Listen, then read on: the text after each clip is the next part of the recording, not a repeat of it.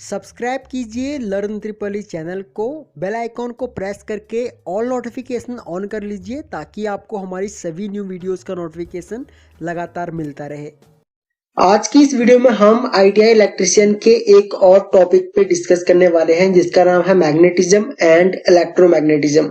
तो ये जो टॉपिक है इसके अंदर हम कुछ पॉइंट्स को डिस्कस करेंगे, जो कि पहला पॉइंट है हमारा magnet, types of magnet, electromagnetic induction, Faraday's law of electromagnetic induction, Lenz law, Fleming's right hand rule, dynamically induced EMF, self induction, mutual induction, eddy current and hysteresis losses. तो इन सभी topics के ऊपर आज हम इस वीडियो में discuss करेंगे। वीडियो थोड़ा लंबा बन सकता है, आप पूरा जरूर देखिएगा ताकि, क्योंकि देखिए इलेक्ट्रिकल मशीन जो है उस पूरी इलेक्ट्रिकल मशीन का बेसिक है ये सब्जेक्ट। ठीक है, ये जो टॉपिक है इलेक्ट्रिकल मशीन का बेसिक है आपका, क्योंकि अगर आप जो हमारा मैग्नेटिज्म और इलेक्ट्रोमैग्नेटिज्म जो ये टॉपिक है, अगर आपको ये अच्छे से समझ में नहीं आएगा तो आप इलेक्ट्रिकल मशीन जब आप करेंगे आगे तो वो भी आपको सही से समझ में नहीं आएगा, क्योंकि आपकी जो मोटर, जनरेटर, जितनी भी और आपका ट्रांसफार्मर जो भी है, सारे के सारे इन्हीं प्रिंसिपल्स पे काम करते हैं। ठीक है, तो ये टॉपिक काफी इंपॉर्टेंट है, आप इस वीडियो को पूरा जरूर देखिएगा। तो देखिए, सबसे पहले अगर हम बात करते हैं मैग्नेट की, तो मैग्नेट की थोड़ी सी हिस्ट्री हम देख लेते हैं। यहाँ पे मैग्नेट जो है वो एशिया के मैग्नेशिया नाम का एक जगह है। ठीक है, एशिया में वहां पे एक पत्थर पाया जाता है और उस पत्थर के अंदर ये गुण है कि वो लोहे, मतलब लोहा या फिर लोहे की मतलब बनी हुई कोई भी चीज को वो अपनी ओर आकर्षित कर सकता है, वो अपनी तरफ अट्रैक्ट कर सकता है। ये उस पत्थर के गुण है। ठीक है, और उसको हम लोड स्टोन बोलते हैं। और अभी जो पत्थर होता है उस पत्थर को यहाँ पे मैग्नेटाइट बोला जाता है। ठीक है, तो ये तो हो गया हमारा मैग्नेट कि भाई मैग्नेट होता क्या है। और मैग्नेट हमारा एक ऐसा आप पदार्थ कह लीजिए जिसके अंदर लोहे को आकर्षित करने के गुण होते हैं।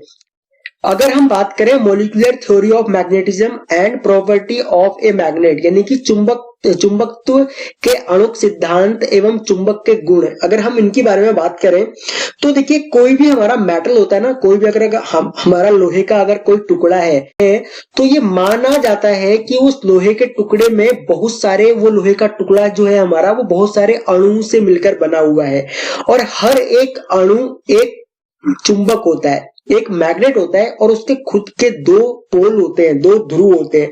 पहला ध्रुव है हमारा एन और दूसरा है एस, यानी कि नॉर्थ पोल और साउथ पोल। अभी हमारा जो कोई भी हमारा लोहे का अगर कोई भी पीस है तो वो पीस बहुत सारे अणुओं से मिलकर बना हुआ है। ठीक है, बहुत सारे मॉलिक्यूलर से मिलकर के बना हुआ रहता है और सभी मॉलिक्यूलर्स जो रहते हैं उनका हर एक मॉलिक्यूलर्स एक मैग्नेट की तरह रहता है, जिसके अंदर ये प्रॉपर्टी होती है कि वो लोहे से बनी हुई किसी भी पदार्थ को अपनी ओर आकर्षित करे। लेकिन अभी हमारा लोहा जो होता है, लोहा तो हमारा चुंबक होता नहीं है। लोहे के पास में अगर हम कोई भी दूसरा लोहा लेके जाएंगे तो वो तो एक दूसरे को अट्रैक्ट नहीं करेंगे, आकर्षित नहीं करेंगे। तो ऐसा क्यों होता है? देखिए, ऐसा इसलिए होता है क्योंकि लोहे के अंदर जो भी हमारा मेटल जो रहता है, ये लोहे का, उसके अंदर क्या रहता है कि उसके अंदर जितने भी अणु होते हैं, एक तो बहुत सारे अणु से मिल करके हमारा एक पदार्थ बनता है, तो वो अणु जो है वो अव्यवस्थित ढंग से रहते हैं। यानी कि कोई यहाँ पे देखिए, ये इस तरीके से है तो ये इस तरीके से रहेगा, ये इस तरीके से रहेगा, ये इस तरीके से रहेगा। तो अव्यवस्थित ढंग से ही सारे के सारे अणु एक दूसरे के साथ मिल करके रहते हैं। ठीक है, एक दूसरे से जुड़े हुए रहते हैं, तो जिसकी वजह से इनका जो मैग्नेटिज्म जो रहता है वो सारा का सारा खत्म हो जाता है। ठीक है, अगर हम इसमें से सिर्फ एक अणु अगर निकाल लें तो उस एक अणु को अगर हम निकालेंगे तो वो अणु हमारा एज ए मैग्नेट बिहेव करेगा। ठीक है, एज ए मैग्नेट हमारा वो अणु होगा। लेकिन जो हमारा पदार्थ के अंदर बहुत सारे अणु अव्यवस्थित ढंग से रहते हैं, तो जिसकी वजह से हमारा जो लोहा है वो एज ए मैग्नेट बिहेव नहीं करता। तो हम मैग्नेट, देखिए मैग्नेट कैसे बनाते हैं। मैग्नेट बनाने के लिए हमको सभी जो भी हमारे अणु हैं उन सभी अणुओं को व्यवस्थित ढंग से लगाना होता है। आपको ये मान के चलिए पूरा का पूरा एक पदार्थ है, ठीक है, पूरा का पूरा एक पदार्थ है और हमने यहाँ पे अणु को व्यवस्थित ढंग से यहाँ पे लगा दिया, नॉर्थ पोल साउथ पोल, और ठीक उसके पीछे हमने नॉर्थ और साउथ पोल जो है वो लगा दिए। अभी जैसे कि आपको पता होगा कि हमारा जो मैग्नेट होता है ना, मैग्नेट के अंदर दो पोल्स होते हैं हमारे। सिंपल एक मैग्नेट है, उसके अंदर हमारे दो पोल रहते हैं, एक होता है नॉर्थ पोल और एक होता है साउथ पोल। अगर आपको ये नहीं पता है तो आप दो मैग्नेट लीजिए, दोनों मैग्नेट्स को अगर आप एक दूसरे के पास लेके आएंगे तो एक सिरा ऐसा होगा जहां पे वो एक दूसरे को अट्रैक्ट करेंगे, यानी कि एक दूसरे को आकर्षित करेंगे, और दूसरा सिरा जो होगा वो एक दूसरे को रिपेल करेंगे, यानी कि एक दूसरे को आकर्षित करेंगे, एक दूसरे को दूर धकेलेंगे। तो ये इसलिए होता है क्योंकि जो हमारा मैग्नेट है, जो हमारा जो चुंबक है, उसकी प्रॉपर्टी है कि समान ध्रुव जो रहेंगे हमारे, यहाँ पे देखिए यहाँ पे लिखा हुआ है समान ध्रुव एक दूसरे को दूर धकेलते हैं, यानी कि नॉर्थ, इस मैग्नेट का नॉर्थ और इस मैग्नेट का नॉर्थ, अगर इन दोनों को आप एक दूसरे के पास लेके आओगे तो ये एक दूसरे को दूर धकेलेंगे।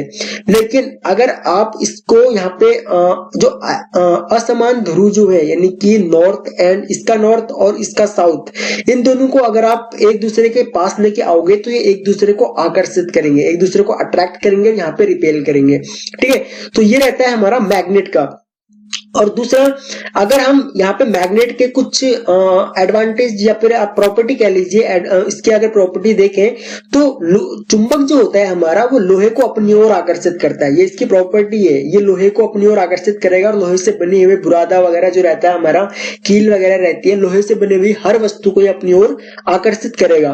दूसरा है हमारा चुंबक में दो ध्रुव होते हैं, जैसे कि मैंने आपको यहाँ पे बताया, उत्तरी ध्रुव और दक्षिणी ध्रुव, यानी कि नॉर्थ पोल और साउथ पोल, इसके अंदर दो पोल रहते हैं।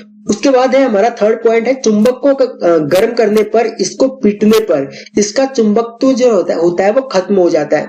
अगर आप किसी मैग्नेट को गर्म करेंगे, ये गर्म करके आप इसको पीटेंगे, मतलब कि पीटने को यानी कि जिस तरीके से हम किसी धातु को पीट करके एक चादर की शेप में कन्वर्ट कर देते हैं, उसी तरीके से अगर आप चाहेंगे कि आप मैग्नेट को भी कर ले तो ऐसा आप नहीं कर सकते हैं, क्योंकि ऐसा करने पे इसके अंदर का जो मैग्नेटिज्म है, जो इसके अंदर की प्रॉपर्टी है, जो इसको मैग्नेट बना के रखता है, वो खत्म हो जाएगा। उसके बाद फोर्थ पॉइंट मैंने आपको बता दिया है।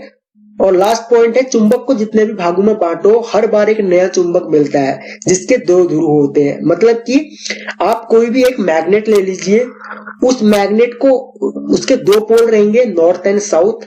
अगर आप इस पोल को बीच में से तोड़ देते हैं, या फिर अगर आप इस मैग्नेट को बीच में से अगर तोड़ के दो कर देते हैं, तो इस केस में क्या रहेगा, इस केस में ऐसा नहीं होगा कि भाई नॉर्थ आपका इस टुकड़े पे आ गया और साउथ आपका इस वाले टुकड़े में आ गया, नहीं।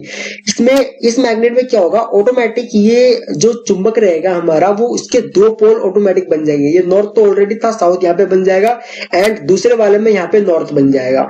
क्यों होता है ऐसा, क्योंकि हमारे जो इसके अंदर जो अणु होते हैं वो उनको हम व्यवस्थित ढंग से लगा के रखते हैं, जिसकी वजह से जो अगर हम बीच में से यहाँ पे अगर मान के चलिए इसको तोड़ भी देते हैं तो हमारा नॉर्थ पोल ये हो जाएगा, साउथ पोल ये हो जाएगा, और हमारा यहाँ पे दूसरे वाले हिस्से में नॉर्थ ये हो जाएगा, साउथ ये हो जाएगा। अगर हम इसके तीन हिस्से कर दें तो नॉर्थ एंड साउथ, इस तरीके से हम जितने टुकड़े करेंगे हम एक चुंबक के अंदर, उसमें से उतने ही हर बार एक नया चुंबक हमको मिलेगा और उसके दो पोल्स हमको देखने को मिलेंगे।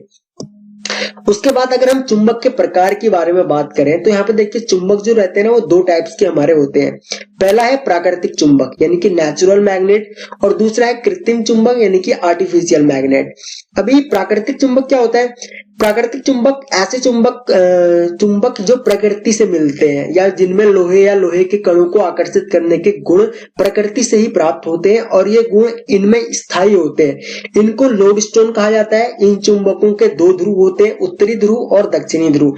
जैसे कि मैंने आपको वीडियो के स्टार्टिंग में ही कहा था कि भाई हमारा एशिया के अंदर एक जगह है मैग्नीशिया, ठीक है, मैग्नीशिया नाम है उस जगह का।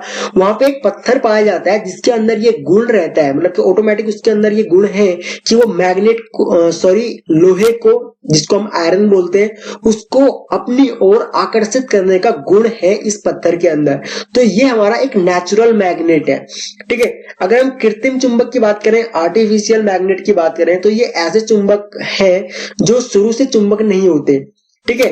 इनको बाद में कृत्रिम विधि से चुंबक बनाया जाता है, इनको बाद में चुंबक बनाया जाता है। जैसे कि हमारी मान के चलिए कोई भी सोलेनोइड कॉइल है हमारी, सोलेनोइड कॉइल जो होती है, जब आप इंडस्ट्री में जाएंगे तो आपको ये देखने को बहुत सारी मिलेंगी, हाइड्रोलिक और न्यूमेटिक में इनको यूज किया जाता है। तो सोलेनोइड कॉइल जो रहती है वो एक आर्टिफिशियल मैग्नेट रहता है, उसको मैग्नेट बनाया जाता है, इलेक्ट्रिकल मैग्नेट उसको हम बोल सकते हैं। तो जो हमारा आर्टिफिशियल मैग्नेट जो है, कृत्रिम चुंबक जो है, वो भी दो टाइप्स के होते हैं, स्थायी चुंबक और अस्थायी चुंबक, यानी कि टेम्परेरी मैग्नेट, परमानेंट मैग्नेट और टेम्परेरी मैग्नेट। ये जो मैग्नेट रहेगा ये हमारा परमानेंट रहेगा, इस मैग्नेट को जो हम बनाएंगे वो परमानेंट मैग्नेट बनाएंगे, और ये वाला जो मैग्नेट रहेगा वो टेम्परेरी मैग्नेट रहेगा। ठीक है, यानी कि अगर हम कोई लोहे की कील जो है हमारी, उसको अगर हम किसी मैग्नेट के साथ में बहुत देर तक अगर हम उसको रगड़ने लग जाए, उस कील को उस मैग्नेट पे, तो उस कील में चुंबक के गुण आ जाते हैं। ठीक है, कुछ जो हमारा जो गुण हमारे चुंबक के अंदर है कि भाई वो लोहे को अपनी ओर आकर्षित करता है, सेम कुछ गुण रहते हैं जो वो उस लोहे के कील में आ जाएंगे। लेकिन वो गुण जो होंगे, यानी कि वो जो गुण होंगे उस कील में, वो कुछ ही देर के लिए होंगे। जैसे कि आपने देखा होगा, अगर आप टेस्टर जो रहता है ना हमारा, हम टेस्टर वगैरह यूज करते हैं, अगर आप उसको आपने देखा रहेगा कि जब भी आप उससे टेस्टर से बहुत ज्यादा अगर काम करते हैं, बहुत ज्यादा अगर आप उससे स्क्रू खोल रहे हैं, टाइट कर रहे हैं, तो क्या हो रहा है, वहां पे घर्षण पैदा हो रहा है। ठीक है, तो उसके बाद अगर आप कोई भी छोटा सा स्क्रू उस टेस्टर से अगर उसके पास लेके जाते हैं, तो आपको ऐसा महसूस होता है कि आपका टेस्टर का जो आगे का सिरा है वो एज ए मैग्नेट जो है वो आपका टेस्टर जो है वो बिहेव कर रहा है। ठीक है, तो वो इसीलिए होता है, और वो परमानेंट मैग्नेट नहीं होता है, वो टेम्परेरी मैग्नेट होता है। वो थोड़ी देर के लिए मैग्नेट बना, थोड़ी देर के बाद उसके जो प्रॉपर्टी है मैग्नेट वाली वो खत्म हो जाएगी। ठीक है, तो उसके बाद बात आती है कि भाई चुंबक बनाने के तरीके कौन कौन से हैं, यानी कि मेथड ऑफ मैग्नेटाइजेशन। तो देखिए, अगर हम टच मेथड की बात करें, यानी कि सिंगल टच मेथड की अगर हम बात कर लेते हैं, तो यहाँ पे क्या होता है, यहाँ पे एक हमारी स्टील रॉड होती है। इस स्टील रॉड को हम एक मैग्नेट के मदद से, जिस मैग्नेट में हमारा north pole and south pole दो पोल रहेंगे, हम क्या काम करते हैं, इसको इस पे घर्षण पैदा करते हैं जिस स्टील रॉड में। तो यहाँ पे मैं लिख देता हूँ, स्टील रॉड में घर्षण टाइप का पैदा करते हैं, एक सिंगल टच से रहता है, जिसकी मदद से क्या रहता है कि भाई इस मैग्नेट के कुछ प्रॉपर्टी जो है वो स्टील रॉड में हमारी आ जाती है, और वो कुछ टाइम के लिए हमारा एज ए मैग्नेट बिहेव करता है। सेम इसी तरीके से अगर यहाँ पे जो डबल टच मेथड है, दो स्पर्श विधि है, इसमें भी सेम ऐसा ही रहेगा, लेकिन इसमें क्या रहता है, इसमें दो मैग्नेट रहते हैं। यहाँ पे एक मैग्नेट इस तरीके से रहेगा और एक मैग्नेट इस तरीके से रहेगा। ठीक है, सेम दोनों मैग्नेट जो रहेंगे हमारे, इनमें पोल्स रहेंगे हमारे north pole and south pole, लेकिन दोनों जो मैग्नेट रहेंगे हमारे, उनका यहाँ पे पोल जो रहेंगे ना वो अलग अलग रहते हैं। अगर इस वाले मैग्नेट में नॉर्थ पोल यहाँ पे है और साउथ पोल यहाँ पे है, तो दूसरे वाले मैग्नेट में नीचे की तरफ साउथ होगा और ऊपर की तरफ नॉर्थ पोल होगा, तभी जाकर के यहाँ पे हमारा जो स्टील रॉड है वो मैग्नेट की प्रॉपर्टी इसके अंदर आ पाएगी। ठीक है, उसके बाद विभाजित और स्पर्श विधि, डिवाइड एंड टच मेथड जो है हमारा, इसमें भी ऐसे ही किया जाता है। इसमें क्या काम किया जाता है, इसमें एक यहाँ पे ये स्टील रॉड है, सेम रहेगा हमारा। यहाँ पे हम क्या काम करते हैं, यहाँ पे हम दो मैग्नेट और यहाँ पे बढ़ा देते हैं। ठीक है, इस तरीके से दो मैग्नेट और बढ़ा देते हैं, और दोनों मैग्नेट में क्या काम करेंगे, यहाँ पे एस पोल था तो यहाँ पे हम नॉर्थ पोल रखेंगे, यहाँ पे साउथ पोल, यहाँ पे नॉर्थ पोल था तो यहाँ पे साउथ पोल रखेंगे, और यहाँ पे नॉर्थ पोल। यानी कि एक दूसरे के सामने हमारा यहाँ पे अलग अलग पोल्स रहने चाहिए, सेम पोल नहीं रहने चाहिए। सेम पोल अगर रखेंगे तो यहाँ पे ये जो हमारा जो भी ऑब्जेक्ट है जिसको हम मैग्नेट बनाने की कोशिश कर रहे हैं वो मैग्नेट नहीं बनेगा। उसके बाद बात आती है हमारी शेप ऑफ मैग्नेट, यानी कि चुंबकों की जो आकृतियां हैं, जो चुंबक हमको दिखाई देगा वो किस टाइप का होगा। तो यहाँ पे कुछ 5-6 हमारे पॉइंट्स हैं। पहला है हमारा छड़ चुंबक, जिनको हम बार मैग्नेट बोलते हैं, horse shoe magnet, ball ended magnet, magnetic needle, और यू शेप मैग्नेट, और कंपास नीडल। तो ये कुछ टाइप्स हैं मैग्नेट की, जिनको मतलब ये टाइप्स ऐसे टाइप्स नहीं है जो मैंने आपको स्टार्टिंग में बताया था। ये जो मैग्नेट है ये हमको किस किस टाइप के मैग्नेट बनाए जाते हैं। ठीक है, आकृतियां, इनकी शेप जो है वो यहाँ पे दिखाए गए हैं। उसके बाद नेक्स्ट जो यहाँ पे बात आती है वो है कुछ इंपॉर्टेंट यहाँ पे देखिए मैग्नेट के यहाँ पे थ्योरी है, मैग्नेट की कुछ डेफिनेशन है, कुछ पॉइंट्स हैं यहाँ पे, और ये डेफिनेशन काफी इंपॉर्टेंट है। अगर हम एग्जाम के पॉइंट ऑफ व्यू से देखें तो एग्जाम में 2 नंबर 4 नंबर में काफी पूछा जाता है, या फिर आपके वाइवा जो होंगे वाइवा में भी, या अगर आप आईटीआई कर रहे हैं तो आईटीआई में, और डिप्लोमा करेंगे तो डिप्लोमा में, और आप अगर कोई गवर्नमेंट जॉब की अगर तैयारी करते हैं तो उसमें भी काफी चांसेस रहते हैं कि आपको इनमें से जो है वो पूछा जाए। और मैं आपको बता दूं कि इलेक्ट्रिकल मशीन, जैसे कि मैंने आपको स्टार्टिंग में ही बताया था, इन सभी चीजों का उसमें यूज होने वाला है, तो आपको बिल्कुल केयरफुली सुनना है और बिल्कुल केयरफुली समझना है इन सारे पॉइंट्स को। ओके, तो सबसे पहले हमारा यहाँ पे है चुंबक वाहक बल, यानी कि मैग्नेटोमोटिव फोर्स, MMF इसको हम बोलते हैं। इसके बारे में आपको जब आप इलेक्ट्रिकल मशीन में या फिर आप डीसी जनरेटर और अगर मोटर पढ़ेंगे तो उसमें आपको MMF जो वर्ड है वो सुनने को मिलेगा। ये एक ऐसा फोर्स है जिसकी वजह से मैग्नेटिक फ्लक्स जो है वो उत्पन्न होता है या फिर मैग्नेटिक फ्लक्स जनरेट होता है। ठीक है, यानी कि मैग्नेटोमोटिव फोर्स एक ऐसा फोर्स है जिसकी वजह से हमारा मैग्नेटिक फ्लक्स जनरेट होता है। अगर हमको किसी भी मशीन में MMF अगर निकालना है तो उसका ये रहेगा कि भाई हमारा टोटल नंबर ऑफ टर्न्स, ठीक है, total number of turns multiply by current, जिसको हम I मल्टीप्लाई N बोलते हैं, जहां पे हमारा I जो होता है वो करंट होता है और N जो होता है वो नंबर ऑफ टर्न्स होते हैं।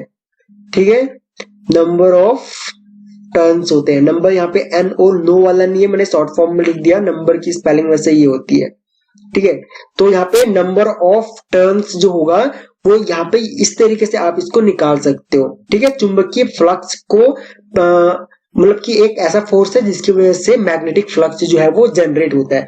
उसके बाद हम बात करते हैं नेक्स्ट पॉइंट जो है कि चुंबकीय ध्रुव, मैग्नेटिक पोल। मैग्नेटिक पोल, हर एक चुंबक में 2 पोल रहते हैं हमारे, हर एक मैग्नेट के अंदर आपको 2 पोल मिलेंगे, north pole and south pole, जिसको हम उत्तरी ध्रुव और दक्षिणी ध्रुव बोलते हैं। ठीक है, मैग्नेटिक एक्सिस में क्या होता है कि यहाँ पे जो 2 पोल्स हैं, इन दोनों पोल्स को मिलाने वाली जो लाइन रहेगी ना, इस लाइन को बोला जाता है मैग्नेटिक एक्सिस। ठीक है, यहाँ पे चुंबकीय अक्ष, इस लाइन को बोला जाता है। अगला पॉइंट है हमारा चुंबकीय रेखाएं, यानी कि मैग्नेटिक लाइन। उससे पहले मैं आपको चुंबकीय फील्ड बताता हूँ कि भाई चुंबकीय फील्ड क्या होता है।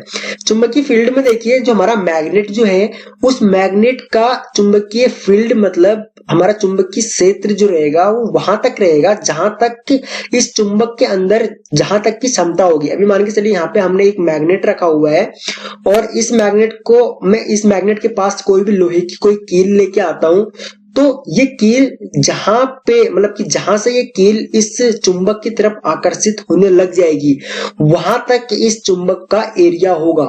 ठीक है, मान के चलते हैं हम इतना इस मैग्नेट का एरिया है। ठीक है, इतना इस मैग्नेट का एरिया है और इस एरिया के इस मतलब कि इस एरिया तक अगर हम कोई भी अगर लोहे के कोई भी कील या फिर लोहे की अगर हम कोई भी चीज को लेके आते हैं तो ये चुंबक उसको अपनी ओर आकर्षित कर लेगा, अपनी ओर अट्रैक्ट कर लेगा। तो ये जो है ये इसका फील्ड है। ठीक है, ये इसका मैग्नेटिक फील्ड है। तो इसी तरीके से क्या रहता है कि ये हमारा जो मैग्नेटिक फील्ड है वो बहुत सारी मैग्नेटिक लाइंस से मिलके बना होता है। अभी यहाँ पे मैंने आपको दिखा रखा है ना, तो ये जो चुंबक है इस चुंबक में बहुत सारी मैग्नेटिक लाइंस होती हैं और ये बहुत सारी मैग्नेटिक लाइंस से मिल करके हमारा मैग्नेटिक फील्ड बनता है। ठीक है, उसके बाद बात आती है चुंबकीय ध्रुव की इकाई, यूनिट ऑफ मैग्नेटिक पोल्स। अगर हमको यहाँ पे इसके यूनिट की बात करते हैं तो इसकी यूनिट जो होती है वो वेबर होती है। ठीक है, मैग्नेटिक पोल्स की यूनिट जो रहेगी हमारी वो वेबर रहेगी। अगर हम मैग्नेटिक इंडक्शन की बात करें तो मैग्नेटिक इंडक्शन में क्या रहता है कि जो हमारा मैग्नेट है उस मैग्नेट के जो दोनों सिरे हैं ना, north pole and south pole, इन पोल्स में इन दोनों जो हमारे पोल्स रहेंगे, इन दोनों पोल्स में प्रति इकाई क्षेत्रफल जो है हमारा, मतलब प्रति इकाई क्षेत्रफल के अंदर कितनी तीव्रता है, इनकी कितनी क्षमता है इसकी किसी भी मेटल के चीज को अपनी ओर आकर्षित करने की, तो ये वो दर्शाता है। और यहाँ पे इसको जो निकाला, मतलब कि जो इसकी इकाई है वो है हमारी वेबर पर मीटर स्क्वायर।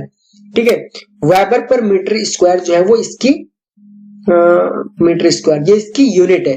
तो यहाँ पे जो इसकी जो मतलब कि जो भी हमारे इसके ध्रुव होते हैं, जो इसके हमारे जो पोल्स होते हैं, उस पोल्स में प्रति इकाई जो है वो कितनी तीव्रता है वो हमारा बताता है मैग्नेटिक इंडक्शन। उसके बाद है हमारा यहाँ पे फ्लक्स डेंसिटी। फ्लक्स डेंसिटी में क्या रहता है कि किसी भी मैग्नेट के यहाँ पे north pole and south pole, किसी भी मैग्नेट के एक इकाई हिस्से में जितने भी हमारा चुंबकीय जो रेखाएं होती है, यानी कि मैग्नेटिक लाइंस जो होती हैं वो मिलती है, यानी कि एक इकाई क्षेत्रफल के अंदर जितनी भी मैग्नेटिक लाइंस हमारी मिलेंगी वो उसकी फ्लक्स डेंसिटी होगी।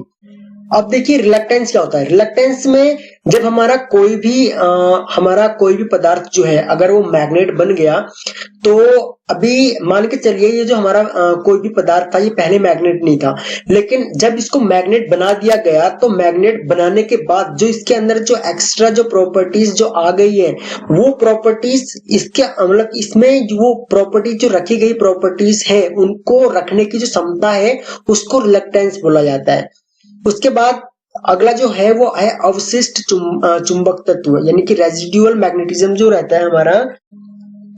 रेजिडुअल मैग्नेटिज्म क्या रहेगा, रेजिडुअल मैग्नेटिज्म में क्या रहता है कि अगर हम कोई भी पीस है हमारा, उसको अगर हमने मैग्नेट बनाया और इसके अंदर क्या हुआ, मैग्नेट की प्रॉपर्टीज आ गई, ठीक है, उसके बाद हमने इसकी जो मैग्नेट की जो प्रॉपर्टी है इनको खत्म कर दिया, ठीक है, इनको अगर हमने खत्म कर दिया तो खत्म करने के बाद भी क्या रहेगा, इसके अंदर कुछ प्रॉपर्टीज जो रहेंगी वो मैग्नेट की बची हुई रहेंगी, तो उसी प्रॉपर्टीज को हम रेजिडुअल मैग्नेटिज्म बोलते हैं, ठीक है, यानी कि अवशिष्ट चुंबक तत्व इसको बोला जाता है। तो अगर आपको ये सारे जो पॉइंट्स हैं अगर वो समझ में नहीं आए हैं तो डोंट वरी, मैं आगे भी जब हम इनके ऊपर जब हम डिस्कस करेंगे, क्योंकि जब हम मशीन के बारे में अगर हम डिस्कस करेंगे तो ये सारी की सारी चीजें हमारे सामने आती रहेंगी और वहां पे आपको ज्यादा बेटर में समझ में आएगा, ठीक है। उसके बाद देखिए यहाँ पे हिस्टेरिसिस, यहाँ पे जब हमारी हिस्टेरिसिस और एडी करंट जो है ये दो पॉइंट्स हमारे यहाँ पे ऐसे हैं जो कि बहुत ज्यादा मतलब इलेक्ट्रिकल मशीन के अंदर इनको काफी डिस्कस किया जाता है। Hysteresis losses and eddy current losses, तो ये क्या होते हैं इनको भी आज हम डिस्कस करेंगे यहाँ पे।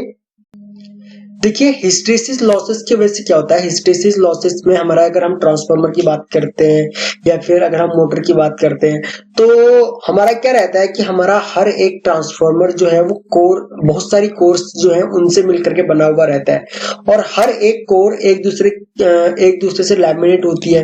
तो हिस्टेरिसिस लॉसेस की वजह से क्या रहता है, हमारा जो मशीन जो है वो हीटअप होने लग जाती है, जिसकी वजह से हमारा जो लॉसेस जो है मतलब कि जो कुछ एनर्जी जो है वो हमारे ट्रांसफार्मर में जो कोर जो हीट हो रहे हैं उस हीटिंग में चला जाता है। तो यहाँ पे हिस्टेरिसिस और एडी करंट लॉसेस की वजह से ट्रांसफार्मर जो है हमारा, इसकी कोर जो है वो हीटअप होने लग जाती है, इसकी बॉडी हीटअप होने लग जाती है, जिसमें कुछ एनर्जी हमारी वेस्ट हो जाती है। उसके बाद अगर हम देखिए एडी करंट लॉस की अगर हम बात करते हैं तो मान के चलिए कोई भी लोहे की हमारी डिस्क है या फिर हमारा कोई भी हमारा कंडक्टर है, तो देखिए अगर कोई भी कंडक्टर हमारा मैग्नेटिक फ्लक्स को अगर काटता है तो उस केस में क्या होगा कि वो जब मैग्नेटिक फ्लक्स को काटेगा तो मैग्नेटिक फ्लक्स को काटने पर उस कंडक्टर में ईएमएफ इंड्यूस होगी। ईएमएफ मतलब कि हमारा ईएमएफ को हम वोल्ट से दर्शाते हैं, ठीक है, वोल्ट से हम इसको दिखाते हैं। तो जब भी इस कंडक्टर में ईएमएफ इंड्यूस होगी तो इस कंडक्टर के अंदर करंट फ्लो होने लगेगा, ठीक है, करंट फ्लो होने लगेगा, जिसकी वजह से क्या होगा, इसके अंदर जो ये करंट जो फ्लो हो रहा है ना, ये फ्लो होने वाला करंट जिसकी वजह से ये इसको पैदा कर रहा है, मतलब कि जिसकी वजह से ये करंट फ्लो हो रहा है ये उसको अपोज करने लगेगा, जिसकी वजह से इसके अंदर हीट पैदा होने लग जाएगी। ठीक है, इस कंडक्टर के अंदर हीट पैदा होने लग जाएगी और वो एक तरीके से लॉसेस रहते हैं हमारे, क्योंकि ये हर एक, चाहे आप मोटर में देख लीजिए, ट्रांसफार्मर में देख लीजिए, हर कंडक्टर के अंदर ये जो है वो एडी करंट लॉसेस जो है वो होते हैं, पैदा होते हैं, क्योंकि जब भी हमारा मैग्नेटिक फ्लक्स, अगर हमारा मैग्नेटिक फील्ड में अगर कोई भी कंडक्टर मैग्नेटिक फ्लक्स को अगर काटेगा तो वहां पे क्या रहेगा, वहां पे ईएमएफ इंड्यूस होगी, करंट पैदा होगा, जिसकी वजह से करंट जो रहेगा वो उसको जिसकी वजह से वो करंट मतलब ईएमएफ इंड्यूस हुई वो उसको अपोज करेगा, वो उसका विरोध करेगा, तो विरोध करेगा तो वो कंडक्टर जो है हमारा गर्म होने लग जाएगा। ठीक है, वहां पे जो लॉसेस होंगे, जो गर्मी जो पैदा होगी वो एक तरीके से लॉसेस रहेंगी हमारे एडी करंट लॉसेस। उसके बाद यहाँ पे हम बात करते हैं राइट हैंड रूल की। तो राइट हैंड रूल में क्या रहता है कि अगर आप कोई भी कंडक्टर, जो हमारा कंडक्टर जो है उस कंडक्टर को अगर आप राइट हैंड से इस तरीके से पकड़ेंगे, जिस तरीके से आपको यहाँ पे इमेज में दिखा रखा है, तो ऊपर की जो 4 अंगुलियां रहेंगी ये आपको डायरेक्शन ऑफ मैग्नेटिक फ्लक्स बताएंगी। यानी कि इस कंडक्टर को अगर हमने सप्लाई के साथ में कनेक्ट किया है तो इसमें जो मैग्नेटिक फ्लक्स जो जनरेट होंगे वो इस तरीके से होंगे। ठीक है, इस तरीके से ये रोटेट करेंगे, इस तरीके से ये मैग्नेटिक फ्लक्स जो है वो जनरेट करेगा। तो जो हमारा करंट, अगर मैग्नेटिक फ्लक्स इस तरीके से जनरेट कर रहा है, इस तरीके से अगर इसकी डायरेक्शन ये है, तो करंट की डायरेक्शन हमारी इस तरीके से होगी। ठीक है, इस तरीके से यहाँ पे हमारी करंट की डायरेक्शन होगी, जो कि हमारा थंब जो है, अंगूठा जो है वो करंट की डायरेक्शन हमको बताएगा।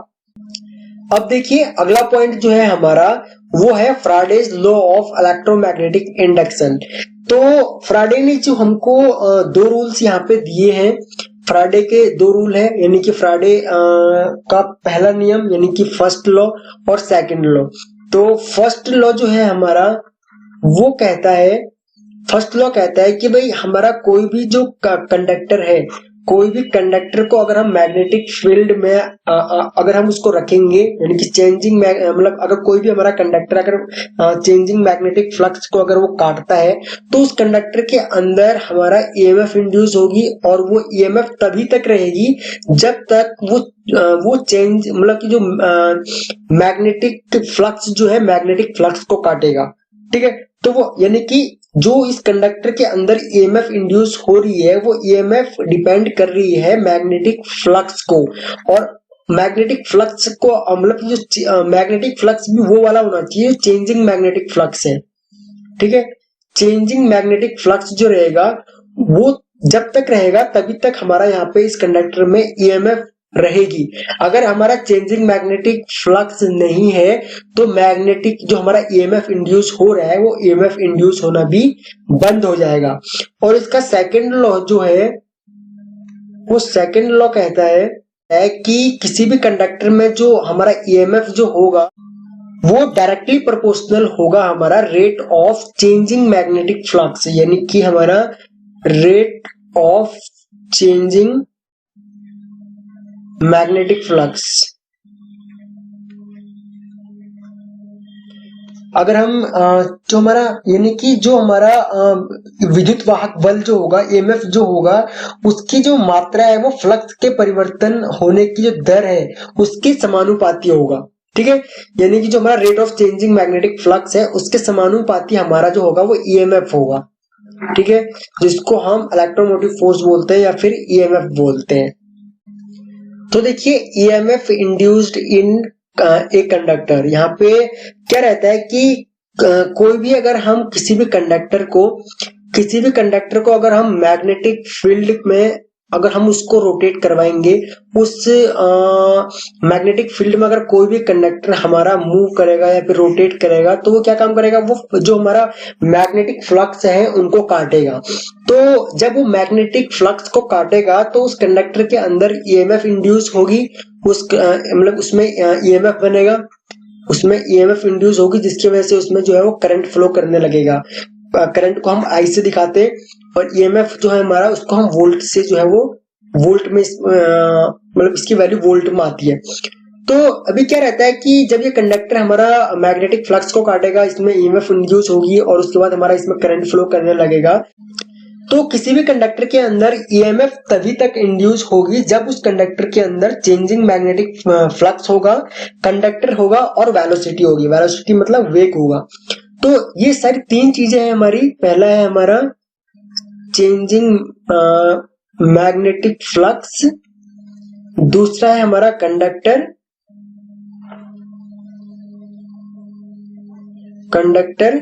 और थर्ड है हमारा वेलोसिटी। तो ये तीनों चीज डिपेंड करती है हमारी किसी भी कंडक्टर के अंदर ईएमएफ इंड्यूस होने की।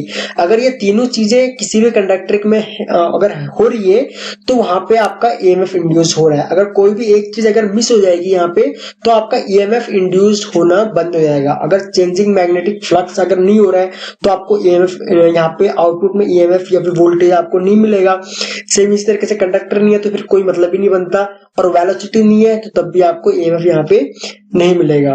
उसके बाद बात करते हैं हम लेंज लॉ की। लेंज लॉ जो रहता है हमारा, लेंज लॉ में क्या होता है कि भाई जैसे कि हमने बताया कि हम को किसी भी कंडक्टर को अगर हम मैग्नेटिक फील्ड में अगर ये रोटेट करता है तो मैग्नेटिक फील्ड में इसका रोटेट करने से क्या रहता है कि ये जो चेंजिंग मैग्नेटिक फ्लक्स जो होता है उसके साथ लिंक करता है, और मतलब मैग्नेटिक फ्लक्स को जब ये काटता है तो मैग्नेटिक फ्लक्स काटने की वजह से इस कंडक्टर के अंदर ईएमएफ इंड्यूस हो जाती है और वो ईएमएफ की वजह से इसमें करंट फ्लो करता है। ठीक है, सिंपल सी थ्योरी है। तो अभी क्या होता है कि जब भी इस कंडक्टर में करंट फ्लो करता है या फिर ईएमएफ इंड्यूस होता है इस करंट में, मतलब इस कंडक्टर में, तो ये कंडक्टर क्या का उसके बाद ये जो इंड्यूस ईएमएफ जो है वो या फिर जो करंट जो है वो क्या काम करता है, वो इसको उत्पन्न करने वाले कारणों का ही विरोध करने लगता है। यानी कि जिसकी वजह से ये ईएमएफ इंड्यूस हुआ ये क्या काम करेगा, ये उसी का ही विरोध करने लग जाएगा। विरोध किसका करेगा, ये मैग्नेटिक फ्लक्स का विरोध करने लग जाएगा। जिसकी वजह से अगर मान के चलिए ये हमारा कोई भी रोटर है, ये हमारा कोई भी रोटर है, ठीक है, ये रोटर है। अगर ये रोटर हमारा रोटेट हो रहा है और रोटेट होने के साथ ही हमारा ये मैग्नेटिक फ्लक्स को कट कर रहा है या फिर मैग्नेटिक फ्लक्स के साथ में अगर लिंक कर रहा है उसकी वजह से हमारा रोटर है जो है वो रोटेट कर रहा है। लेकिन रोटेट करने के साथ ही हमारा इस रोटर के अंदर भी हमारा ईएमएफ इंड्यूस हो रही है जिसकी वजह से इसमें करंट फ्लो कर रहा है। तो ये जो करंट फ्लो जो कर रहा है और जो ये ईएमएफ इंड्यूस हो रही है ये क्या काम करेगी, ये इस रोटर की स्पीड जो है वो या फिर जो रोटेट जो हमारा रोटर घूम रहा है ये उसको उसकी मतलब की स्पीड को रोकने की कोशिश करेगी, या फिर आप कह लीजिए जो चेंजिंग मैग्नेटिक फ्लक्स जो है ये उसका विरोध करेगी। ठीक है, जो इसके अंदर ईएमएफ इंड्यूस हो रहा है, तो इसी को ही हम लेंज लॉ यहाँ पे बोलते हैं। उसके बाद है हम यहाँ पे हमारा सेल्फ इंडक्शन। तो देखिए सेल्फ इंडक्शन में क्या होता है कि सेल्फ इंडक्शन में हम जब हम किसी भी कॉइल को अगर हम सप्लाई से कनेक्ट करते हैं या फिर किसी भी कॉइल को अगर हम जब करंट से उसको करंट देते हैं तो उसमें उस कॉइल में क्या होता है, उस कॉइल में मैग्नेटिक फ्लक्स जो है वो उसके चारों तरफ मैग्नेटिक फ्लक्स बन जाता है।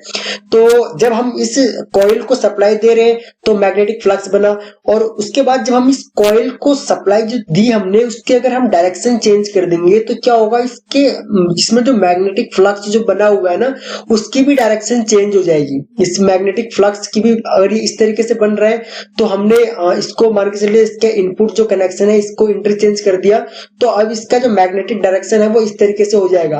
तो करंट सप्लाई मतलब कि सप्लाई वोल्टेज जो रहती है उसकी डायरेक्शन चेंज करने पर मैग्नेटिक फ्लक्स की भी डायरेक्शन चेंज हो जाती है। और इसी तरीके से जो हमारा कंडक्टर जो रहता है उसमें एक ईएमएफ इंड्यूस हो जाती है। ईएमएफ इंड्यूस तभी होगी जब हमारा कंडक्टर चेंजिंग मैग्नेटिक फ्लक्स के साथ में लिंक करेगा। ठीक है, तो इसी को हम जो ये हमारा यहाँ पे जो ईएमएफ इंड्यूस हो रही है इसी को ही हम सेल्फ इंडक्शन बोलते हैं। ठीक है, इसी को ही सेल्फ इंडक्शन बोला जाता है। अभी उसके बाद बात आती है, लास्ट पॉइंट है हमारा यहाँ पे म्यूचुअल इंडक्शन। अभी देखिए म्यूचुअल इंडक्शन में क्या होता है कि म्यूचुअल इंडक्शन में हमारा मान के चलिए एक कोर है, इस कोर के अंदर हमने दो कॉइल जो है वो दो कॉइल हमने वाइंड की हुई है। ठीक है, एक कॉइल ये हो गई और सेकंड कॉइल ये हो गई। इसका मैं आपको एक सिंपल सा एग्जांपल भी दूंगा। तो अभी हम क्या काम करते हैं, अभी हम इस वाली कॉइल को यहाँ पे हम इसको नाम दे देते हैं, ये हमारी ए कॉइल है और ये हमारी बी कॉइल है। हमने ए कॉइल को सप्लाई वोल्टेज के साथ में कनेक्ट किया, ठीक है। यहाँ पे हम यहाँ एसी रख देते हैं। तो यहाँ पे मैंने इस ए कॉइल को सप्लाई वोल्टेज के साथ में कनेक्ट किया। तो जब हम इसको सप्लाई वोल्टेज के साथ में कनेक्ट किया हमने, तो इसमें क्या रहेगा कि इसमें मैग्नेटिक फील्ड बनेगा और वो जो मैग्नेटिक फ्लक्स बनेगा। और वो मैग्नेटिक फ्लक्स क्या काम करेगा, इस जो हमारा जो हमने जो जिस कोर में हमने इस वाइंडिंग को किया हुआ है उस पूरे कोर में ये मैग्नेटिक फ्लक्स जो है वो घूमने लग जाएगा। तो जब ये इस कॉइल को सप्लाई देने के बाद जो मैग्नेटिक फ्लक्स इस पूरे कोर में हमारा जो घूम रहा है, वो मैग्नेटिक फ्लक्स कॉइल बी से लिंक करेगा। तो जो हमारा जो मैग्नेटिक फ्लक्स जो है वो हमारा जब कॉइल बी के साथ में लिंक करेगा, तो इस कॉइल में क्या होगा, वो इस कॉइल में ईएमएफ इंड्यूस हो जाएगी, ठीक है। ईएमएफ इंड्यूस हो जाएगी और ये ईएमएफ हमको आउटपुट में वोल्टेज की फॉर्म में हमको मिल जाएगी।